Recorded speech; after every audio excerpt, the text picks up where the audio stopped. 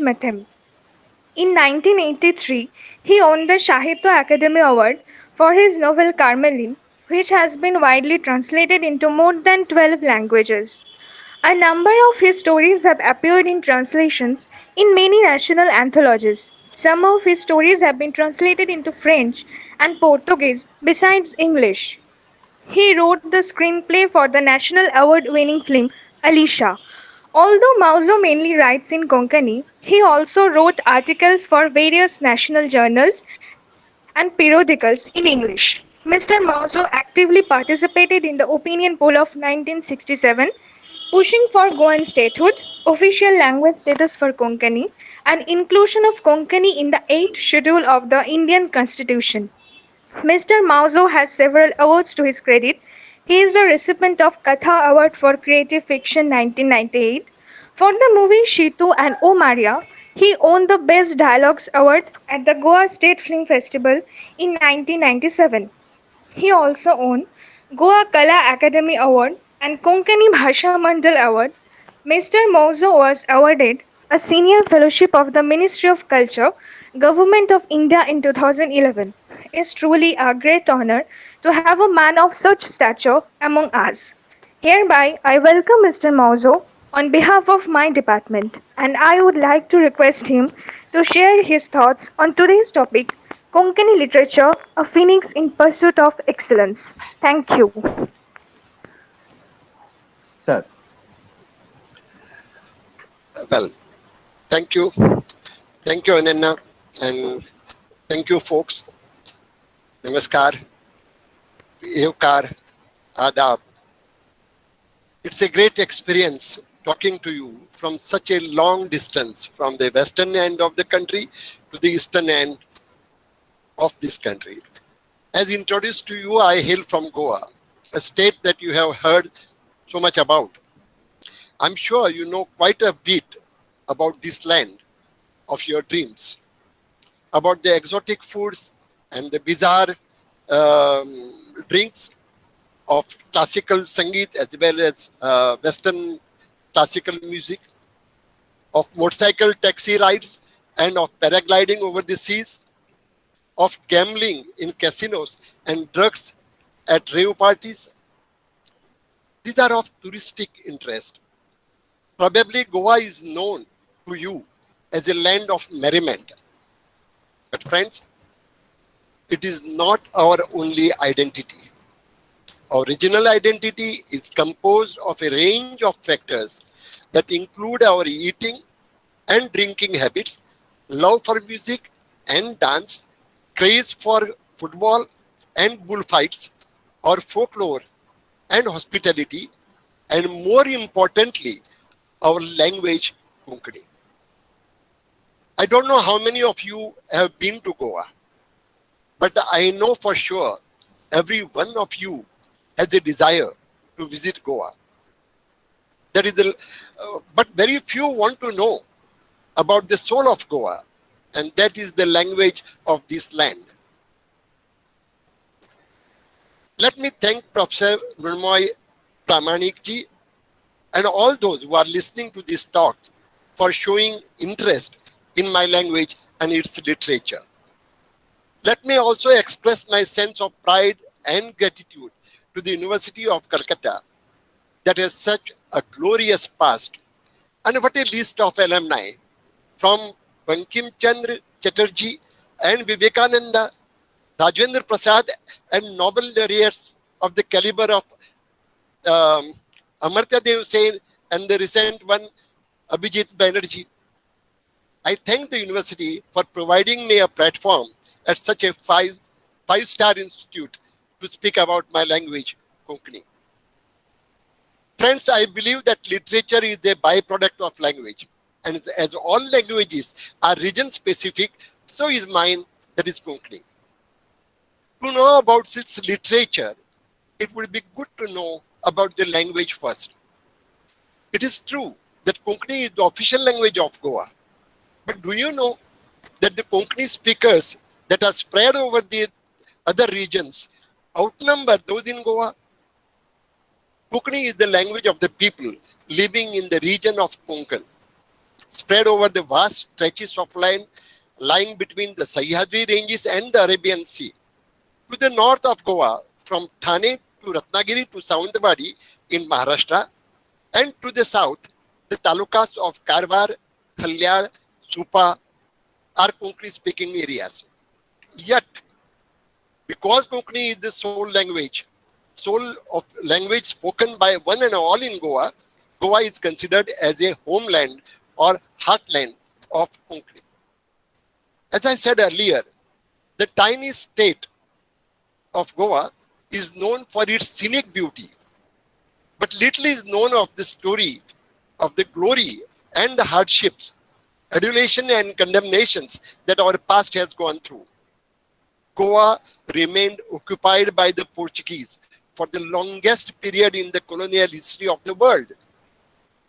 The rest of India was colonized by the British for 150 years, whereas Goa remained a Portuguese territory, Portuguese colony for 450 years. Again, Goa was subjected to the religious law of Inquisition for the longest period of time in the history of Roman Catholic Church. Do you know how harsh was that law? The punishment meted out to those who did not adhere to the Christian practices or those who followed the local customs was very severe. The rituals they considered as pagan, and the missionaries wanted to do away with them. Inquisition in Goa was introduced in the year 1560 and was disbanded in the year 1812. The Portuguese, who were ambitious traders, did not land in Goa of their own. It was at the behest of some Goan leaders who were fed up with the excessive taxes imposed by the then ruler Adil Shah, thought of dislodging him. The Portuguese who had arrived in the coastal waters of the Arabian Sea were known for their hostility to the Muslims. Thinking that they would take advantage of their mindset, the Goan leaders invited the Portuguese commander Afonso de Albuquerque to drive away Adil Shah, which he did. But he refused to go away, claiming that he had conquered Goa. The Goans had thought that he would drive away Adil Shah and hand over the territory to Goans. But they did not want to. They said, we are the conquerors and we have come to stay. Initially, the Portuguese wanted the possession of the territory to carry on the trade through Goan harbors. And do you know, Goa has one of the best natural harbors in the entire Asia. But soon thereafter, the missionaries joined them and the religious conversions began. At the outset, the Portuguese destroyed all the temples and the religious material, including literature, that was kept in the sanctuaries. Later, when the missionaries wanted to preach Christianity to the converts, they had to learn the language by interacting with the learned converts and the commoners at marketplaces. But they did it. The missionaries wrote some beautiful devotional songs and biblical texts during the early Portuguese rule of the 16th century.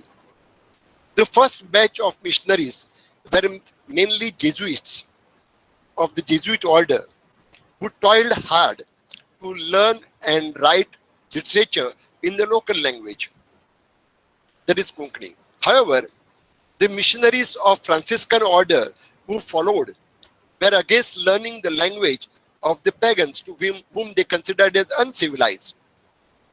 They tried to convince the viceroy that instead of learning the language of the inferior culture, they should be allowed to teach the newer converts the language of the superior race. The viceroy did not believe it, did not agree with it until 1683, when the Maratha king Sambhaji, the son of Shivaji, invaded Goa, who put a siege and closed in on the territory. The Portuguese had no option but to surrender. But on the penultimate day, when Sambhaji got a message that the Mughals were on their way to attack the Maratha kingdom, he, he lifted the siege and hastily beat a retreat. It was then that the viceroy was convinced that the converts interacted with the non-convert local people from within and across the borders in Konkani, and others would, the soldiers or the missionaries would not follow it. And they thought that they had conspired to invite the enemy to defeat the Portuguese.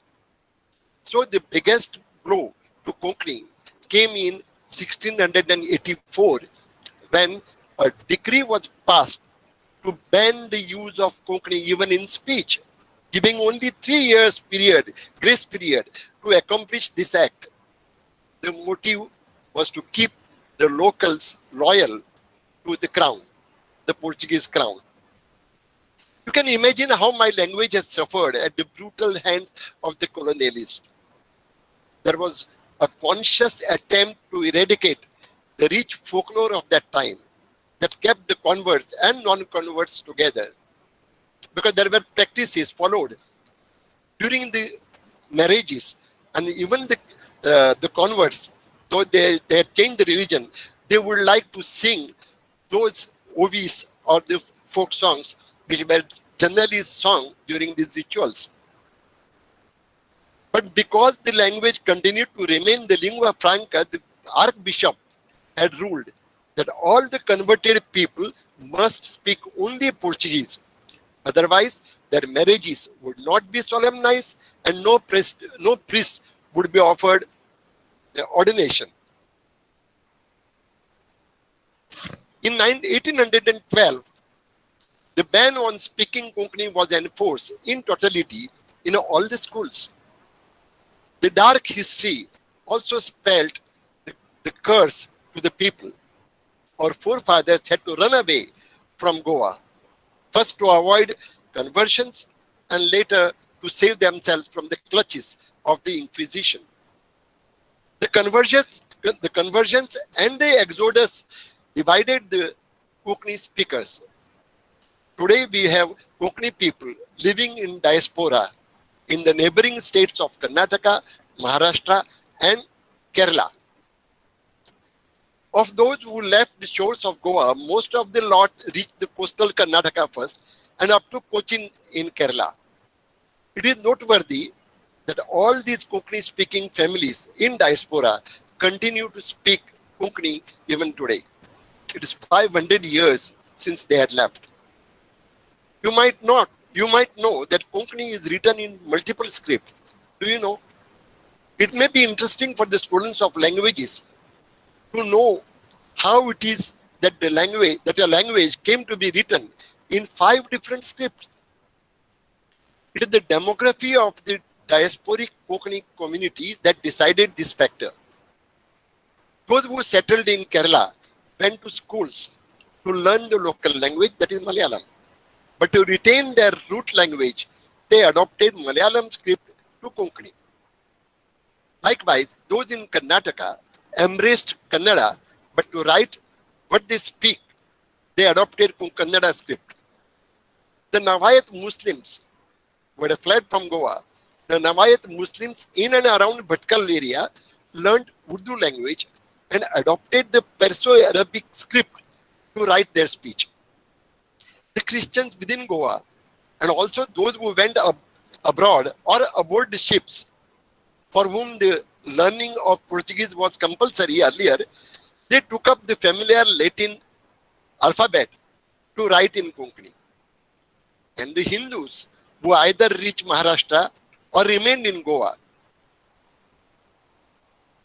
but out of the bounds of the Portuguese, wrote Konkani in Devanagari script. It is precisely because of this exodus of the Konkani people to the neighboring states that we say that the history created the geography of Konkani. A very interesting phrase. The history of Konkani created the geography of Konkani. The best thing to happen to Goa at this juncture was the arrival of the printing press.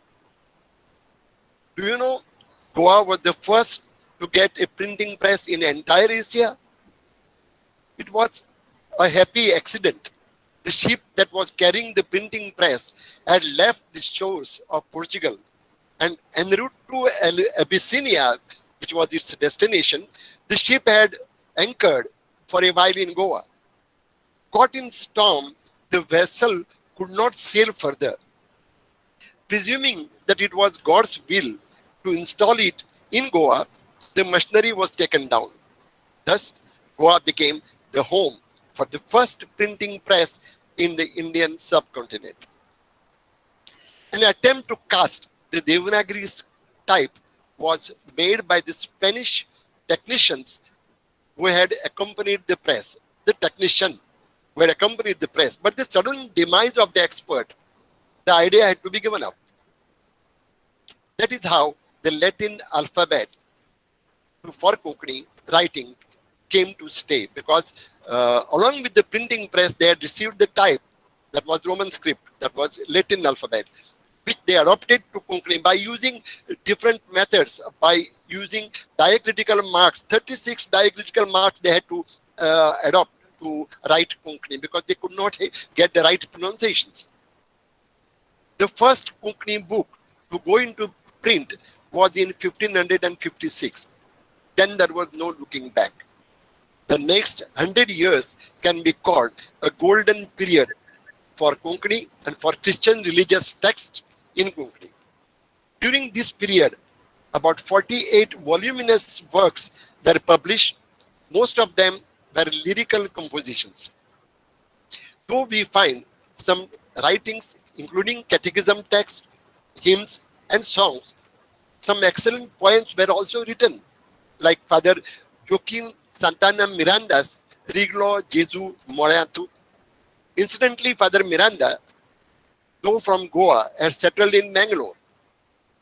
All these religious writings can be hailed for their linguistic flavor, but not as a creative writings, creative literature. Nevertheless, we cannot overlook the brighter side of it, as it has helped the language to survive the onslaught. The gloom in Goa continued until the Portuguese monarchy. Probably know that the Portugal was ruled by a monarch. Until the Portuguese monarchy was brought down by a popular bloody uprising and Portugal became a republic in 1910. The hopes of independence brightened. A lot of liberal policies were also followed, and Goa benefited by that. The hopes of independence brightened, but did not last long. The rise of the dictatorial regime of Salazar brought about a reign of terror, and the curbs on expression and the rule of censorship continued. When in 1947, India attained independence, the people of Goa too became optimistic of getting freedom, but their aspirations eluded them. Goa was liberated 14 and a half years after the independence of the rest of India.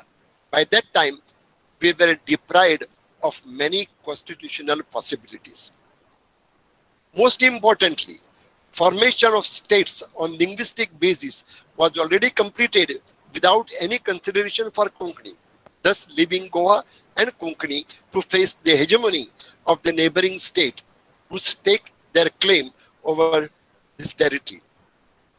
As a result, even after the liberation of Goa, Konkani had to struggle hard to achieve its rightful place among the rest of the Indian languages. The first major consolation came Konkani's way when Sahitya Akademi, the national body of letters, accorded recognition to Konkani as an independent literary language. And for that, we Goans are grateful to the late scholar, academician, and linguist Suniti Kumar Chatterjee, who was heading the academy then. By the way, I had the honor of interacting with him when he visited Goa for a conference. It was when we were agitating for the recognition of Konkani. And I feel pleased that I am presently addressing the people to whom Suniti Babu belonged.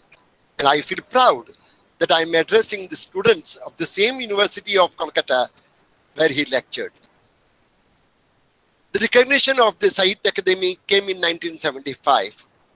In 1987, Konkani became the sole official language of the state, and in 1992, it was included in the 8th schedule of the Constitution of India. Friends, all these achievements did not come to us on a platter. We had to struggle hard for it. We had to work on various fronts at once. Firstly, the political front, where the political interests were out to discredit Konkani. The neighboring state of Maharashtra had staked its right over Goa, claiming that Konkani was a dialect of Marathi. And since it was a dialect, Goa was considered as a territory of Marathi-speaking people. As I said earlier, Goa is a home for Konkani. However, the political boundaries set by the colonizer, the Portuguese, changed the geographical boundaries of Goa. This led to segregation of the Konkani-speaking people in the region. The converts were forced to learn the use of Portuguese language. However, to the credit of the converts, they retained their lingo to interact among themselves. The Hindu community in Goa preferred to learn the neighboring language Marathi, as the script was not alien to them. And also the language was very close to them. It is unfortunate that the Portuguese attempts towards deculturation led to the divisions of the people on religious grounds. The creative energies thus divided became feeble, and the literary pursuit broke off. The Hindu community found it difficult to safeguard their religious faith. They chose to practice the religion with the help of the devotional literature of the neighboring language Marathi, which was close to them, and which already had made inroads in Goa. It may be noted that Konkani belongs to the Indo-Aryan group of languages like Bangla, but within the group, Gujarati, Marathi, and Konkani form a close cluster, because of which they are akin to one another. Please try to understand the plight of the Konkani-speaking people. They loved their language, they loved their customs and traditions, they loved their art and music, but they could not pursue their will.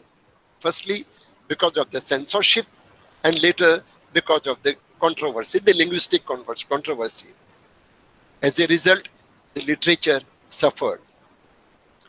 A question may arise in your mind: when literature of the past several centuries is found documented elsewhere, why was there no literature in Konkani prior to or at the time of the arrival of the Portuguese? The answer is obvious. In a zeal to wipe out the pagan culture, the Portuguese who arrived in 1510 destroyed the idols, temples, and the writings.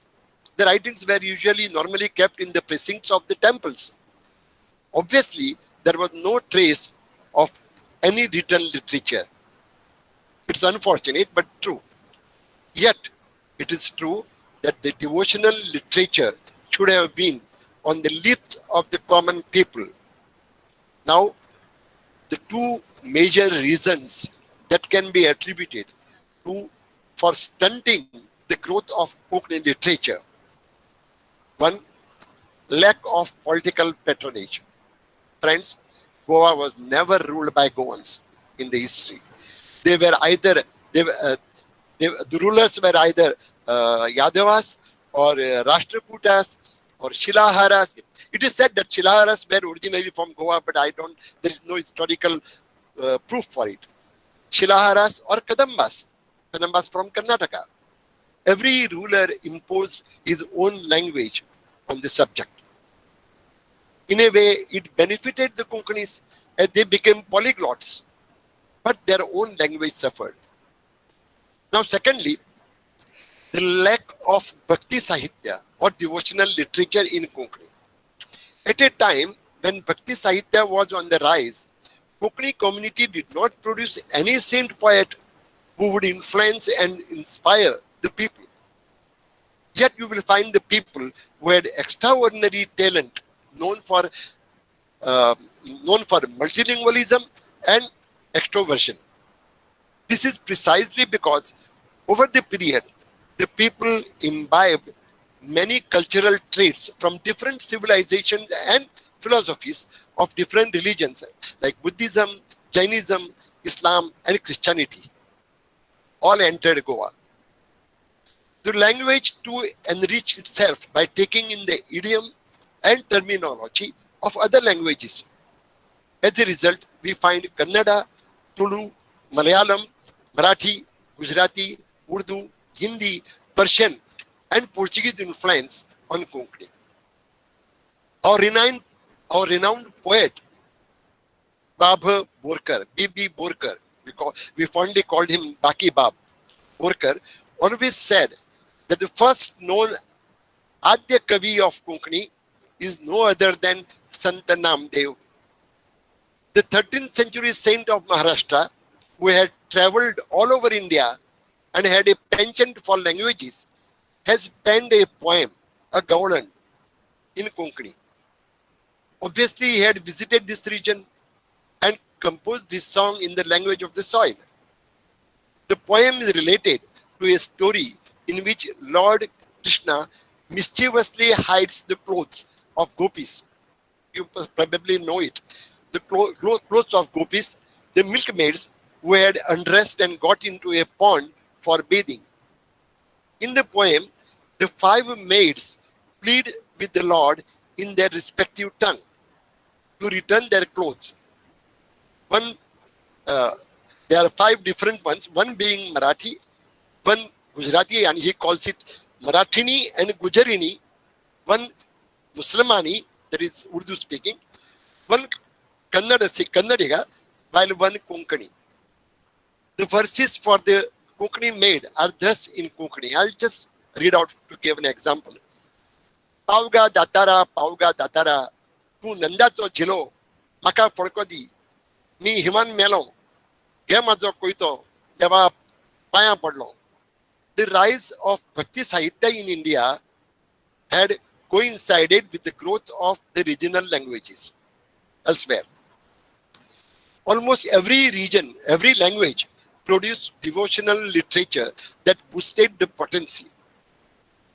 The impact of this lasted until the end of 17th century. Basavanna, Tukaram, Kabir, Thunjan, and a host of others like Krishnadas Kaviraj of Bangla enriched their respective languages. Unfortunately, Goa, for the reasons discussed above, did not produce any significant devotional literature. Yet, we have one example of a saint poet, Krishnadas Shama, after whom the Central Library of Goa or the Sanskriti Bhavan is named. He, at the turn of the 15th century, wrote extensively both in Konkani and Marathi. It is interesting to note, interestingly, he wrote the Marathi Krishna Charitra Katha in verses, while it was in Marathi, in verses, while the stories of Ramayana and Mahabharata, he wrote in prose Konkani. Prose, a significant deviation from the convention. I don't know. Was there a practice of prose writing in Bangla in the 15th century or earlier? I'm not sure, but I don't know. Fascinatingly, we only came to know recently when these writings were found in the Library of Braga in Portugal. We will agree that the written literature has its genesis in the folk literature or oral literature. Luckily for us, the folklore of Konkani was kept alive by the folks. Folk songs, folk tales, folk music continued, though in a hush-hush manner. There was a total ban on folk practices being played by the Christians. They were not allowed to observe them. However, after the initial blow to their folk expression, the turn of the 19th century witnessed emergence of new folk songs like Dekhni and Dulpod. Though invented by the Catholics, they later became popular all over. Yet another genre emerged in the form of Mando, a ballroom dance song that was invented by the upper classes of Catholics of Goa.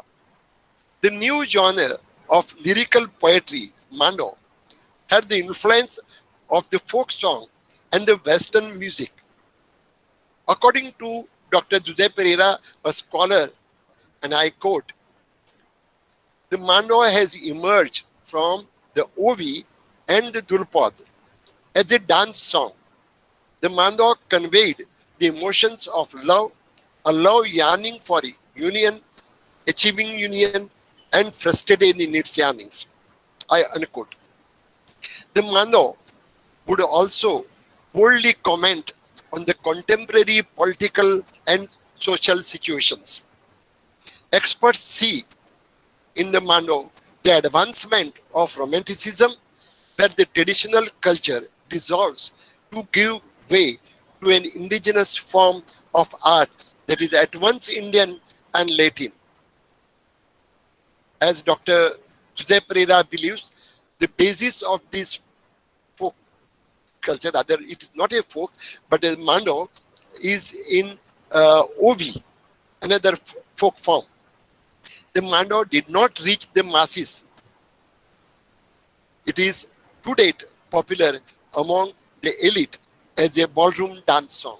Therefore, we never call it a folk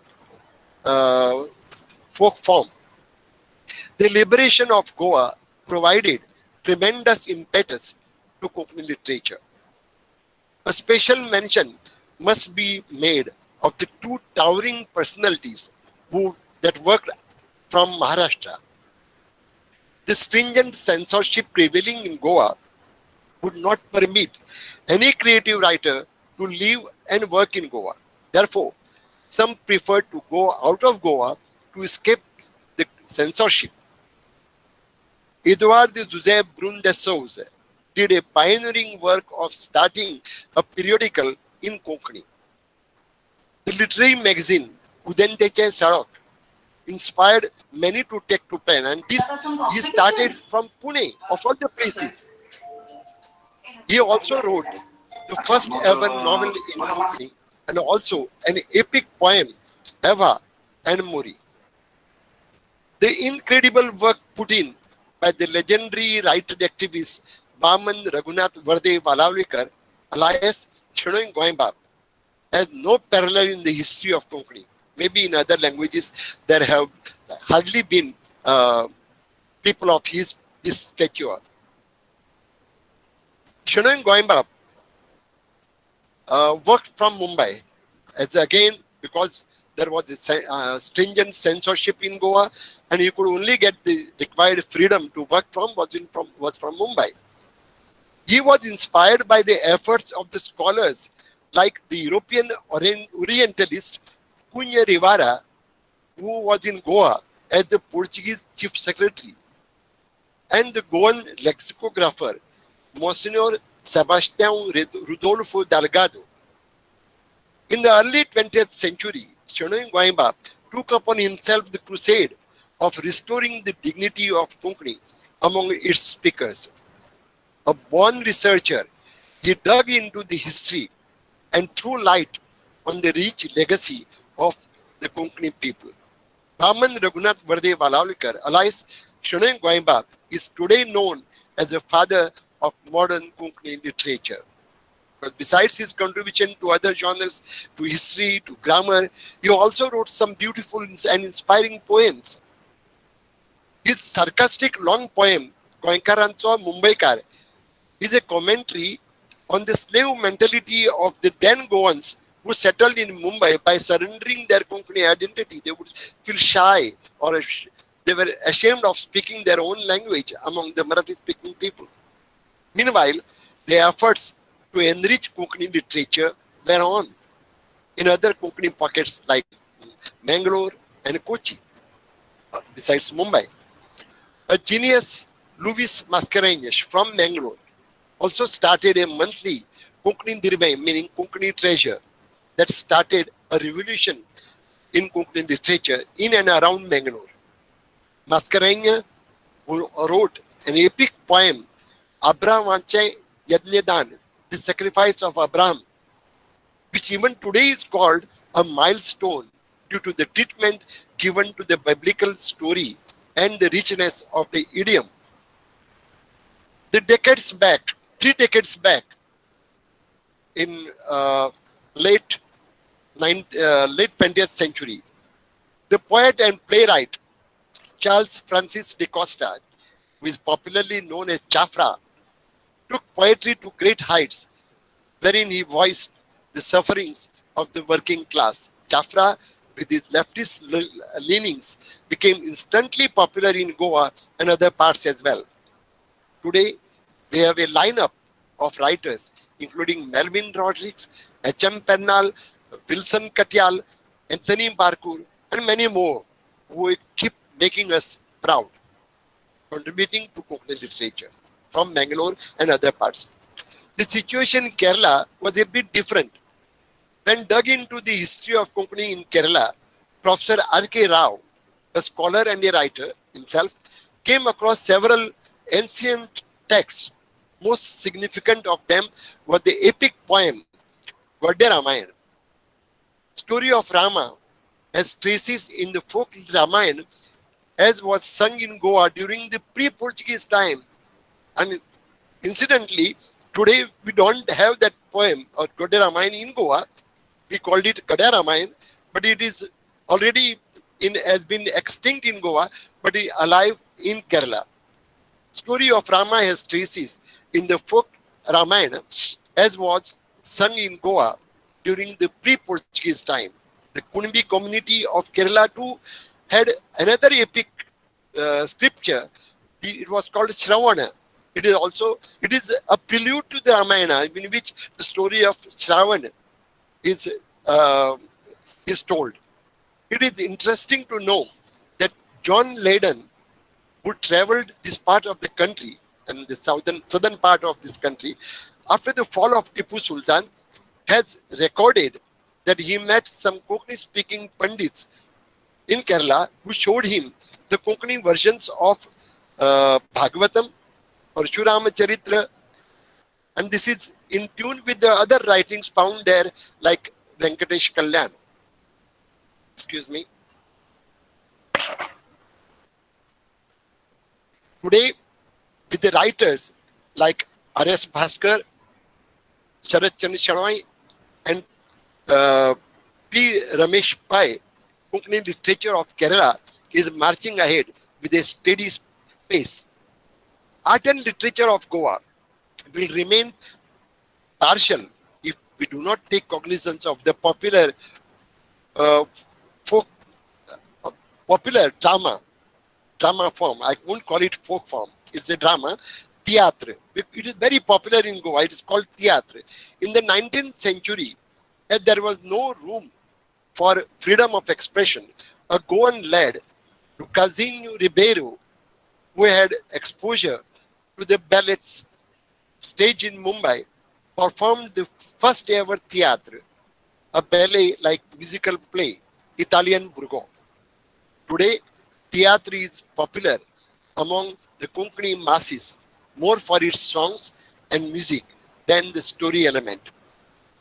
The Konkani writer who bagged the first ever Jnanpith Award was Ravindra Kelekar, who worked steadfastly for the all-round development of Konkani. Like his contemporaries, Kelekar, he also toiled very hard, first from Mumbai and later from Goa.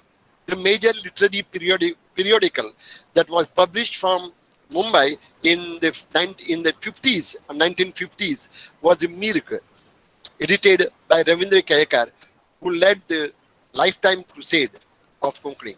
It was Ravindra Kelekar who gave us a phrase, and very popular, and people believe it is true. A writer has to be a fighter. And that is why almost all the writers in Konkani or of Konkani are fighters, I believe. The language controversy gave yet another jolt to Konkani. As all the creative energy was spent in fighting the adversities, Konkani literature lagged behind in the race for excellence, as the rest of the mainstream literatures in Desi Bhashas, our languages, had already advanced to great heights. It was a very dark period in the history of Konkani linguistic struggle. We had to struggle hard against our friendly language, Marathi, or the neighboring state, Maharashtra. But we achieved the goal. Konkani has become the official language of Goa today. Konkani was a late entrant in the mainstream list of languages. It was indeed a Herculean task to catch up with the developed languages, with the rest of the Indian languages. But despite the odds, Konkani has created a niche for itself in literary India. National Book Trust, Sahitya Akademi, they have been publishing our books in translation. Oxford University Press, Penguin, Katha Publications, Rupa Publications have been publishing our books in translation, thus providing us the necessary impetus. National anthologies have been including Konkani stories, Konkani poems, thus providing Konkani literature a pan-Indian readership. And this is not a one-way traffic, friends. I am proud to say that many classics, including Bangla classics and other works of literature, have been translated into Konkani. Konkani literature is being taken cognizance of at the national level, as is evident from the Padma Awards that are coming our way. And the icing on the top came when Jnanpith was declared to the veteran Konkani essayist, Konkani writer, Shri Ravindra Kayakar, and subsequently Saraswati Samman to the novelist Mahabaleshwar Sel. By the way, Ravindra Kayakar is the first in the history of Indian literature to win, the first essayist to win Jnanpith. I don't think thereafter also anybody has won the Jnanpith. These achievements were attained. How was this possible? When Konkani entered the fray as late as this, Goa was liberated in 1961. Thereafter, the struggle started. How was it possible? There is a reason behind it. Konkani people had access to literature worldwide. During the last 50 years of the Portuguese rule, Goans should easily access the best of the Portuguese literature. Not that the Portuguese literature was of a high standard, but the speciality is that the Portuguese writers, in order to raise their level, to raise the bar, resorted to translating the best of the European literatures into Portuguese. So you could read Stefan Zweig and his contemporaries in Portuguese, and the books would be easily available in Goa. Goans who knew Marathi, the Goans who spoke Portuguese, read Portuguese, they had access to this best of European literature. The Goans who knew Marathi well could read the best of Marathi literature. By the way, I read Sharad Babu and Rabindranath Tagore in translation into Marathi when I was 15. Similarly, Konkanis who lived in Karnataka or Kerala could read the best of the books in Kannada and Malayalam. So they knew where the best of literature stand. Many Goans were great writers of English. For example, the poet Armando Menezes, or editor Frank Moraes, and his poet son, Dom Moraes. They were Goans originally. So when Goa was liberated, the Goans were already aware of the prevailing literary standards. The point was, the question that was before us was to raise the bar.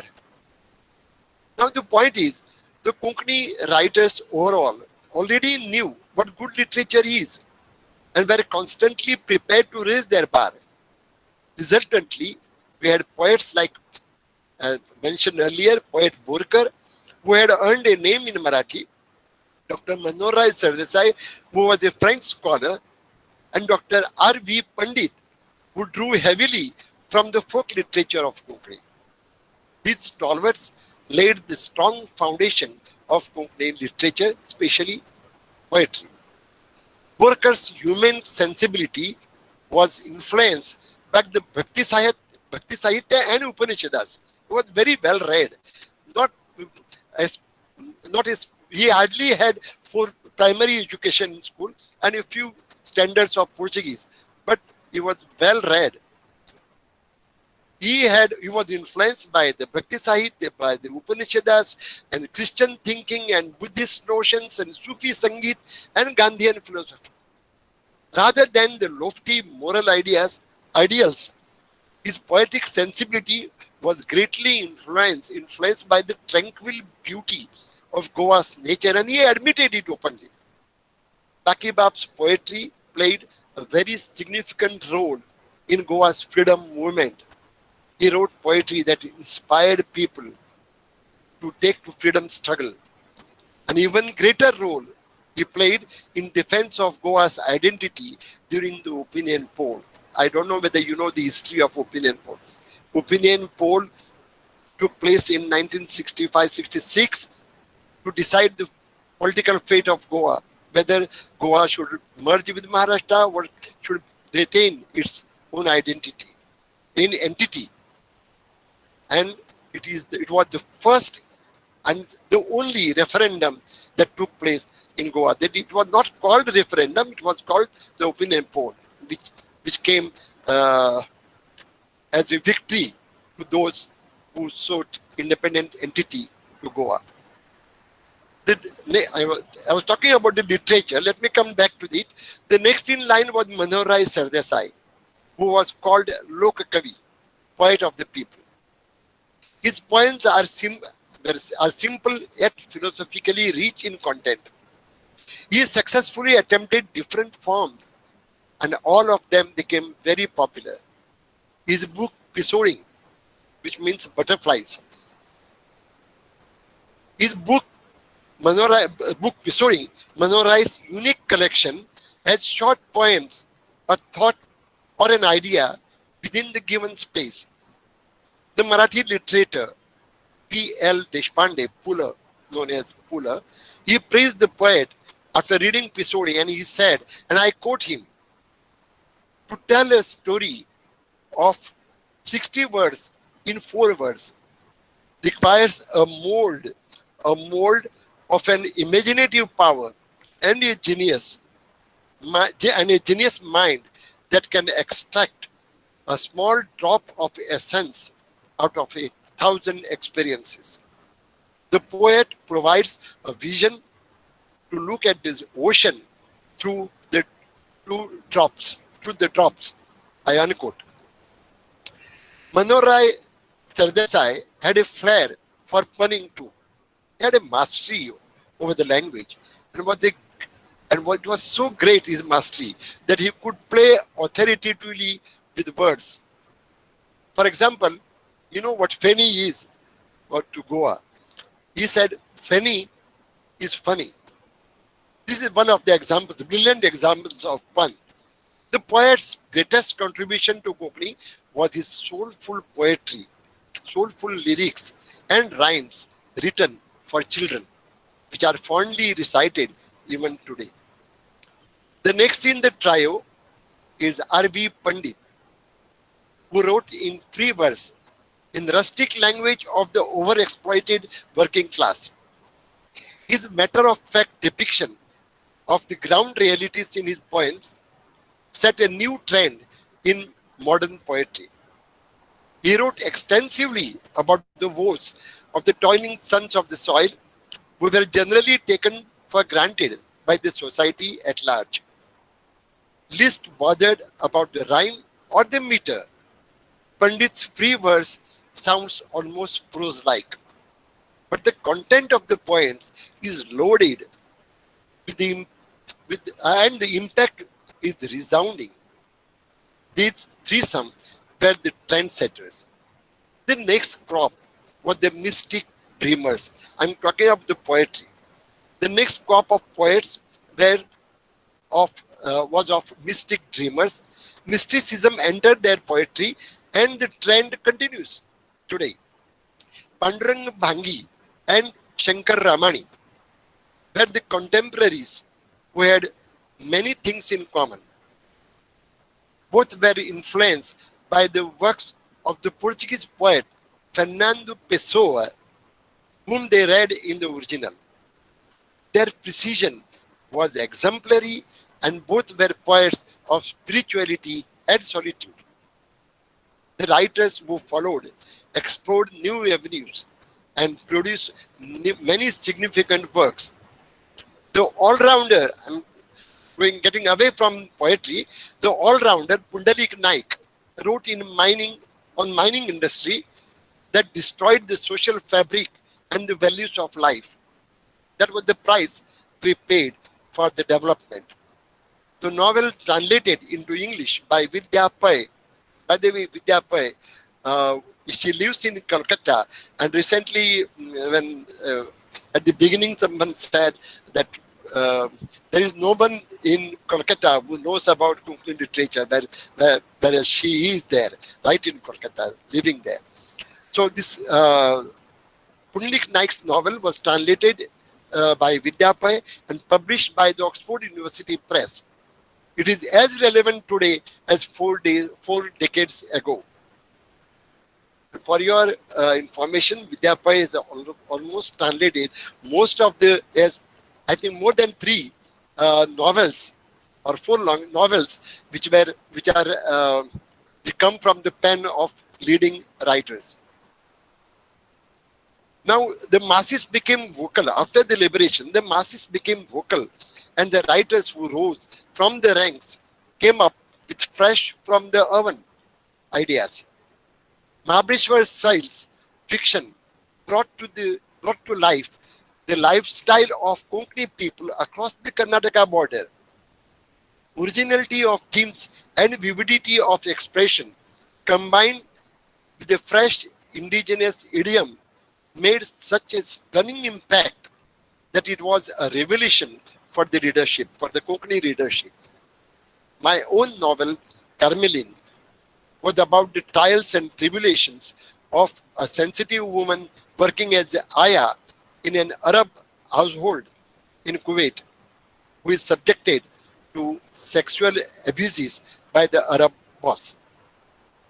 The younger generation writers, they are leading the scenario from the front. The amateur and aspiring writers draw inspiration from the earlier generations. Friends, for paucity of time, I shall not go into the important writers and their works. There are many, most of which have bagged the Sahitya Akademi Awards. But before I sum up, I may say that the achievements of Konkani language and literature in a short span of time is like the flight of a phoenix. Phoenix is known to be an awe-inspiring mythical creature. By now, you must have realized what my language has gone through. It was like the phoenix who goes through fire. For Konkani, it was an Agni Pariksha. And now it is trying to reach out to the sun like the mythical golden bird that is in pursuit for excellence. In the mythology, the phoenix raises a fire to set itself on fire. And this is the difference between the phoenix and the Konkani. In the mythology, the phoenix raises a fire to set itself on fire and then rises again from the ashes. Here, in case of Konkani, the cruel perpetrators dug the grave, or you can say lit the fire for Konkani. But she shot back to life like the legendary phoenix.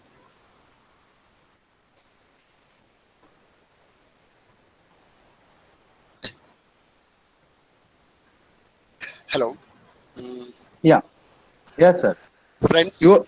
as I let me conclude by saying Yes. the time has come to say thank you. thank you, folks, for your patient listening. And let me conclude this part, my lecture, by thanking you all in my language, Kokani. Samastang, Dev Bare Karo. Thank you so much, I'm sir, through. for Thank you. Thank you so much, sir, for such a mesmerizing lecture. And you have presented a map, a historical map of Konkani literature and a history of the community. And the one statement what I found from your lecture is quite significant for our literary criticism too. That the history of Konkani has created the geography of Konkani. It is very significant to reconceptualize Indian literature from different perspectives. And yeah, we from sir's lecture we came to know even about the Bengali and Konkani literary connection, and sir's contact with Professor Suniti Kumar Chatterjee, who used to taught in this university. And we have an idol of Suniti Kumar Chatterjee in front of our old building of College Street campus, main campus of the university. I would like to share something that I'm so privileged and I feel so lucky that I personally met Sir Damodar Mojo a few years ago in a conference called by Ganesh Devi at Goa, and I had opportunity to talk to him. And this is also, it also feels nice that among the audience today we have a famous poet, Konkani poet, Bhaskar Ramdas Shetty, and author Bhushan Bhabe, the famous journalist Rahul Chandewarkar, and the professor of Goa University Yugank Naik, and many other dignitaries and friends of Mr. Mojo from Goa. And sir, we have quite a few questions for you. So if we have some time, I mean, if you allow us, if you have some time, then we can take the questions. Because I know that you have to go back to your village, and you took this trouble to have uninterrupted lecture session. We should know it that sir came from village to city to have uninterrupted electricity and internet connection, as he can present uninterruptedly. So, sir, directly we are going to the question answer session. There are quite a few questions, and Yes, please. yeah, from this we can understand how appealing was this lecture. First question is by Protim Dash. Protim wants to know about the role of. Okay. Okay. Thank you, sir, for your illuminating presentation. You have mentioned here that Konkani gets its recognition in 1975 by Sahitya Academy, but I believe that is Devnagari Konkani. Sir, what is about Romi Konkani, which is never recognized and it is excluded? This exclusion comes with the exclusion of a large corpus of written material in the language. What is your opinion about that? Don't you think Indian linguistic nationalism subsided the obscure tradition of Konkani script diversity? Yeah, sir. Well, thank you for the question. I don't want to go into the controversy, but one thing for sure, no language in the world has prospered with multiple scripts. So there has to be at some point of time, we have to have a consensus to have one script. Well, I write in Devanagari script, but I am not at loggerheads with other scripts. The maximum corpus of writing comes from Kannada script, but we are friendly. Where in Goa, we have writers writing in Roman script and also in Devanagari script. And we are, there has to be an ambience of respect for one another, each other, has to be, and which is there. So there are people for political reasons want to enter the controversy. Whereas I'm not for, I don't like to enter into controversy because literature can flourish only when we are united. And Konkani, the language Konkani is one, though it is written in different scripts, whether it is written in Kannada or Malayalam or Perso-Arabic or Roman script or Devanagari, the language is one. If we have that notion, I think we can easily attain greater goals. Now, coming to Roman script writers, I think most of the writings that happen in in Devanagari goes into Roman script in transcription. My novel is transcripted into Roman script for the benefit of Roman script readers. Whereas the best of Roman script can or is translated or transcribed into Devanagari. And this process should continue. In Konkani, we have a saying, Urtale te roop dhirtale. Whatever that remains will take a form.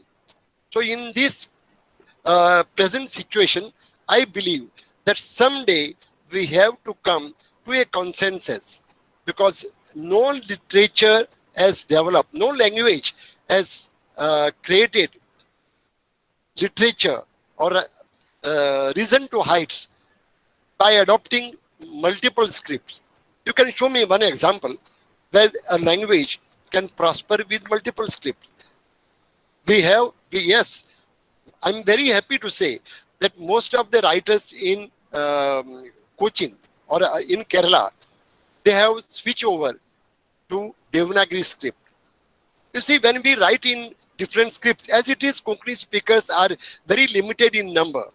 But if we write in different scripts, then different books are published in different scripts, then our leadership will be limited.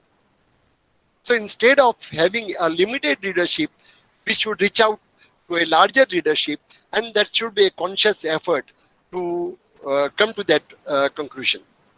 I think it is a dicey question, because if I go into the depth, then I am inviting controversy, which I don't want to. But it is true. But it is true that those who write in Roman script, we are one as Konkani speakers. Thank you, sir. And I think I have answered the question. Yes, sir. And to add with Mr. Mojo, I have one of my teacher from Hyderabad University who is originally a Marathi speaker, but migrated to the Kerala and Karnataka border and works in Kannada and speaks Malayalam at home. So I think that this is the beauty of beauty happens with most of the intellectual of Western coast, that they are truly multilingual and they can travel from one linguistic boundary to another linguistic boundary so comfortably, unlike us, the eastern part. Yes, right. Next question is by Shumon Pal. Sir, I want to know more about the effects of Portuguese colonizers in Konkani language and culture after the invasion happened, and what remarkable inheritance is left till now. A remarkable inheritance of Portuguese colonization in Konkani literature. I think he wants to know that. Yeah, I would like to answer this. You see, it is unfortunate that soon after liberation, Goa discarded the language Portuguese. There were a number of Portuguese-speaking people in Goa. The Portuguese schools were being run. I myself studied Portuguese. So now today I'm not in a position to converse in Portuguese, but I could do so. Now I'm totally out of touch. But Konkani has benefited because a lot of terms from the Portuguese has entered Konkani. Now nobody can say it is a Portuguese term. I'll give you an example. Janela, I think it is in Bangla also. Janela is the window. Janala, yes. Yes, yes, yes, sir. Ah, Yes, right. yes. That is a Portuguese term. That is a Yeah, Portuguese yeah, term. So it yeah. is the greatness of Konkani and greatness of Indian languages that we can easily assimilate the terms without calling them alien, without calling them foreign. So we have benefited by the language and the culture also for better, because we have many traditions uh, which we followed from the earlier regime.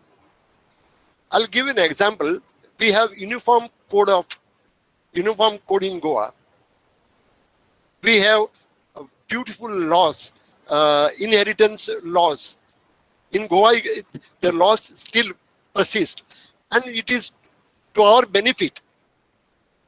So I think Goa has left its, and the Portuguese has left its mark on Goa, and it is unfortunate that we gave up the language overnight.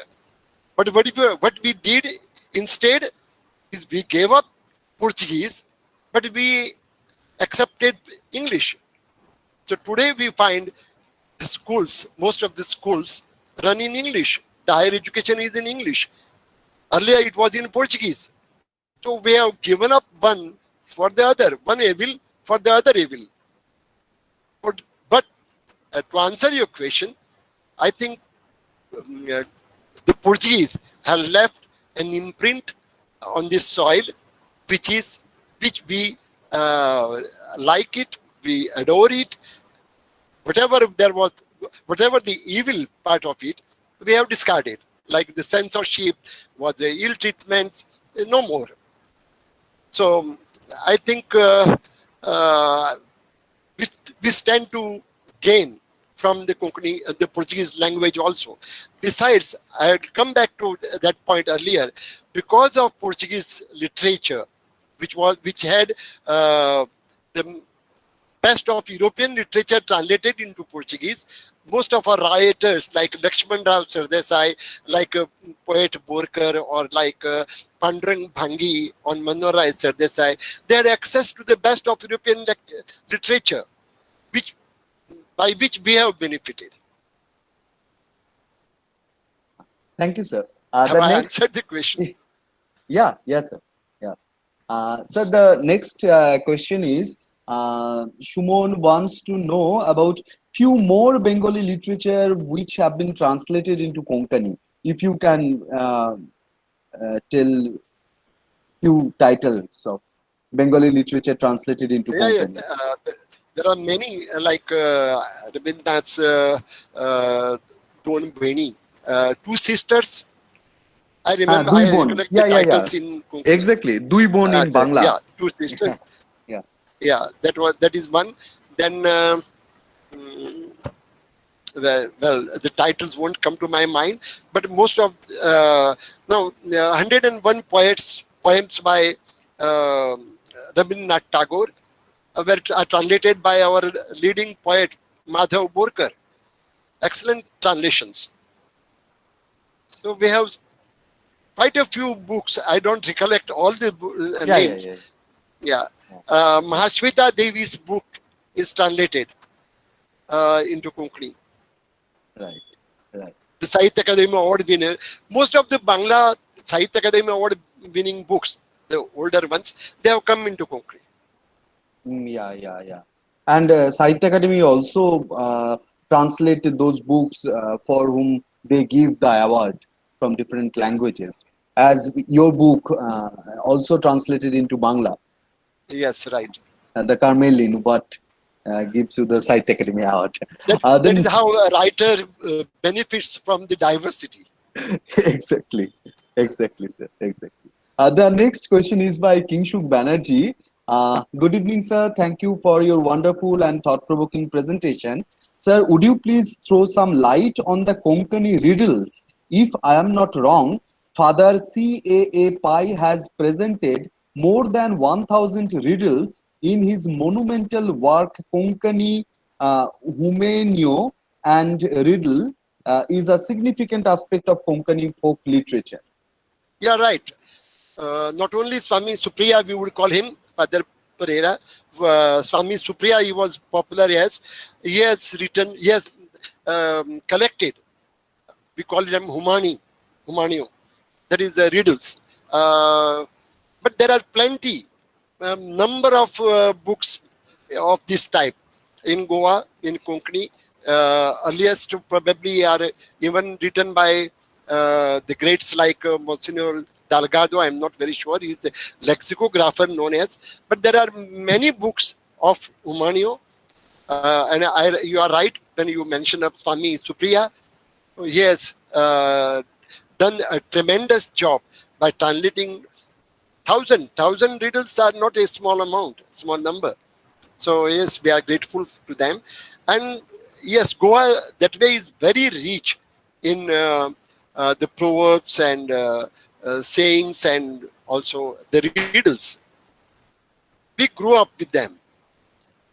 And there are Right. many books. Even today you will find books coming up. Even on social media, we find many groups bring out the proverbs and riddles. And we benefit by the diversity because the riddles within Goa, then riddles in Karnataka and in Kerala. So when added together, the number will be as big as probably 25,000 or more. Yeah. Right, right. Thank you, sir. The next question is by my colleague from English department, Professor Devopriyo Paul. And the Devopriyo's question is, okay, thank you, sir, for wonderfully enlightening talk. Do you think that the presentation of the Konkani people in Bollywood films has created a sort of stereotype? It has, and we strongly object to it. Wherever a Catholic character appears in Bollywood film, he is invariably shown as a drunkard or abuser, which is wrong. You see, good people and bad people you will find in every community, in every region. So we have to be very careful while depicting any character as typical Goan. So we strongly object to it. The Bollywood is yes. Bollywood actually should take cognizance, or rather pay tribute to the musicians who have contributed richly to Bollywood cinema. How many, the most of the foundation was laid by the Goan musicians to the Bollywood cinema music. So they should be grateful to Goans. Rather than you find people, probably they find it easier to portray them as drunkards, as abusers. This is not acceptable. So we strongly object to it. Right, sir. Thank you. Sir, the next question is by Aratrika Ganguly. Sir, thank you for this wonderful talk. It is said that various migrant communities have adopted Konkani language as a part of their life. Similarly, the Siddhi community, who are descendants of the Bantu people from Africa, have also adopted various Indian languages along with Konkani. Sir, are there any oral or written tradition of culture or literature produced by this community in Konkani language? Has their migration to the various coastal parts of Western India has affected Konkani language? We are aware of these Siddhis. Now many of them have preferred to come to Goa and stay here and settle here. But I don't think that any literature is available. Maybe some folk literature prevailing there. But then these Siddhis, they continue to speak Konkani. They know Kannada. They go to school, Kannada schools, but they continue to speak Konkani as their own language. And they are very much at ease in Goa because the language is the same.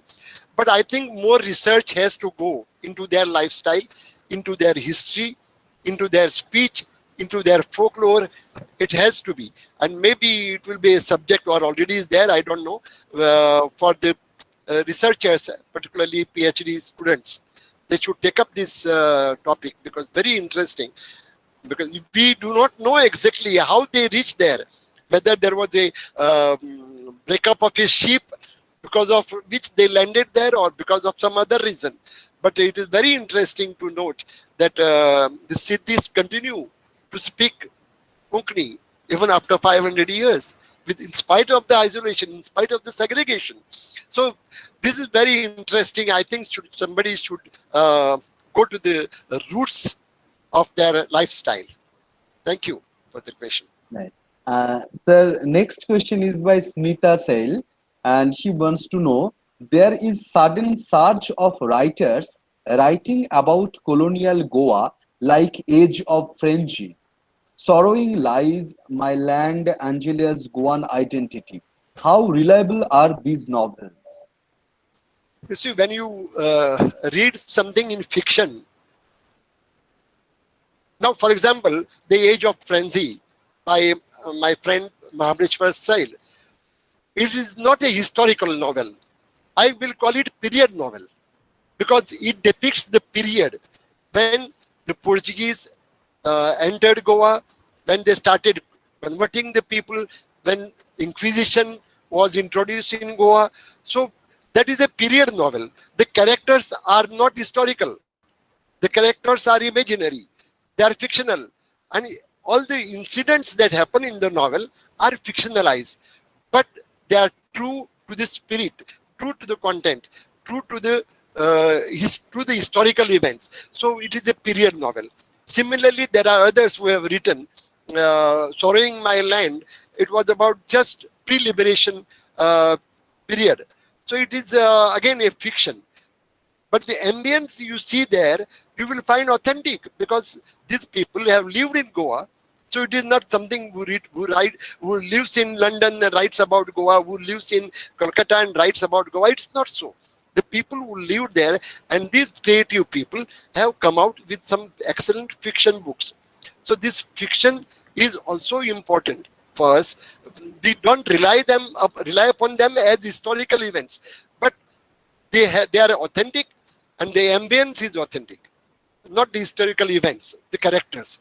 So it is a fiction. So we have to read it as fiction, but it will give you a reader an insight into that period. That is very important.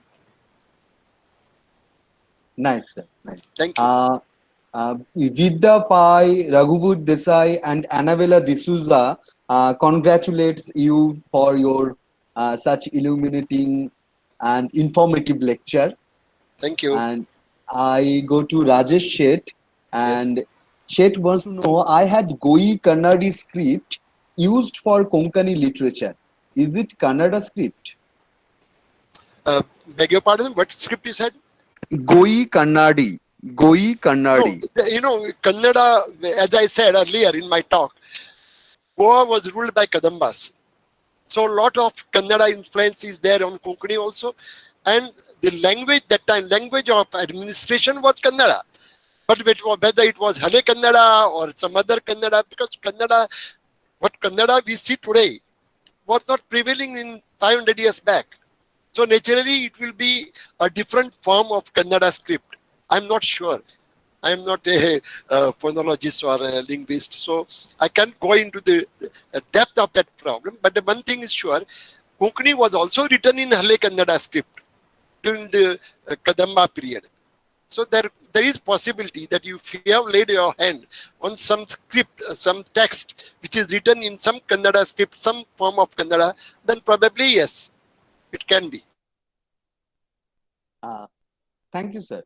And there are some information in the chat During box. the Kadambas. Oh, sorry, sir. Some internet problem. Yeah. Yeah. So some information is there by Prashanti Talpankar and Alfonso Carmelit. So I would suggest my students who wants to know more about the books and proverbs, they can consult the chat history. Then they can find some references. Next, okay. Nice. We don't have much question now. And yeah, Anuja Khandepadkar and Alfonso Carmelit, they have participated well and informed us a lot about the translation and the books related to Konkani language. So it will That's be very, very very helpful to us. Yeah. Thank you. Gunaji Desai also congratulates you. Thank you very much for your kind initiative to organize a beautiful lecture, very informative lecture. Okay, and Yes, sir. For today, I don't think we have Yeah. any further questions. So it was a really nice experience to us, Thank you, and Mrunmayji. My pleasure to be with you. And it was at your behest that I'm addressing today. And I'm really thankful to the university because this is a platform provided by the prestigious, as I said, the five-star University of Calcutta. And I consider it a rare opportunity given to a Konkani writer. I earlier was hesitating because I am not an academician. I am just a writer like anybody else. My colleagues are there, many colleagues are there who probably are more knowledgeable. But I'm very happy to be with you here. And thank you, Mrunmayji, Ji, and thank you all the students of this department and also all those who have been listening to my talk. Thank you very much. Sir, Yeah, as you correctly mentioned that writers are fighters, it really goes with you because you are not only a renowned author of Indian literature in Konkani, but you are very, very known activist, and we have added respect for you for that.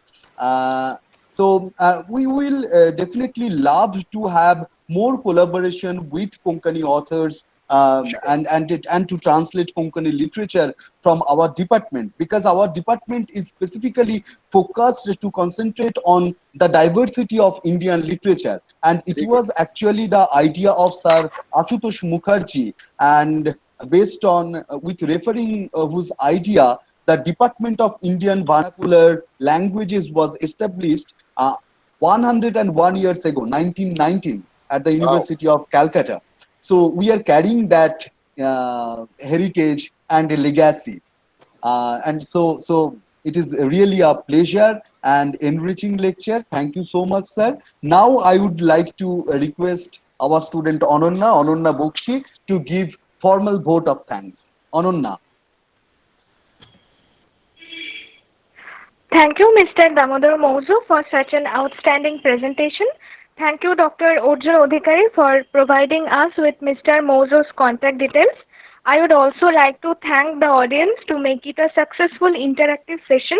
Last but not the least, a special vote of thanks to ex-students of our department, Shubham Kormokar and Chandra Sarkar, for the poster they have made for today. Thank you, everyone. Thank you. Thank Thank you. you. Thank you, Thank you very sir, and much. thank you all. Good night. Good night. Good night.